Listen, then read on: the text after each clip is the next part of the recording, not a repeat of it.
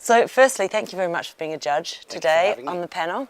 Now, you had a career as an investment banker before you became an entrepreneur. Why did you decide to make the move? It wasn't at my option, I'll be honest with you. I used to work for the infamous House of Lehman, and they went bankrupt, right? So at that juncture, I realized how unsafe it is actually working for somebody.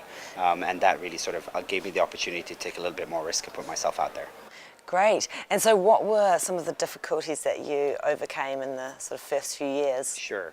I guess as with any company, the first couple of years are particularly challenging because you don't have that support of a large company. So the safety net of a sort of a monthly revenue stream or salary, the fact that the road is not laid out ahead of you, you're pretty much paving everything in front of you. Trying to solve problems, trying to hire people.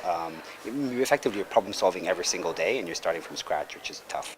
Yeah, and so what were some of the key learnings that you took away? Like you have done, you've been involved in a number of startups now, so you must take your learnings each time. Sure. The biggest learning for me is when I first started, I think with my first companies, I used to raise capital, large amounts, and sort of grow from there. And what I've learned is you actually don't need that much capital to get started. To really test your initial hypothesis, or is this a viable business, don't need much money nowadays. I think with the advent of technology that can basically help you scale and gain access to customers in a much more cheaper way than we could do like just 5 years ago.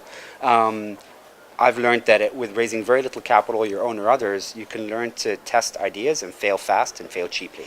Yeah. So my last startup, just to give you an idea, we only raised $50,000, proved the market, grew the company, and sold it in the space of 9 months.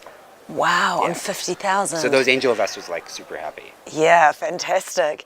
And how do you feel about the entrepreneurial space at the moment? So how do you think it's changed? Yes. Yeah, I mean, honestly, increased exponentially, right? So 6 years ago when we were trying this out, there were a couple of angels, hardly any VCs, so very Darth on the investment side. The market was much more nascent and the quality of entrepreneurs wasn't that great, to be perfectly frank. Now, I mean, I just see exponential growth when it comes to the number of incubators, accelerators, investors, and the quality of entrepreneurs, seasoned entrepreneurs, has really improved, particularly on the demand side. Yeah, so I guess both sides we're seeing an improvement, which is only good. Much more on the demand side. I think, honestly, to be frank, the investor side needs to catch up.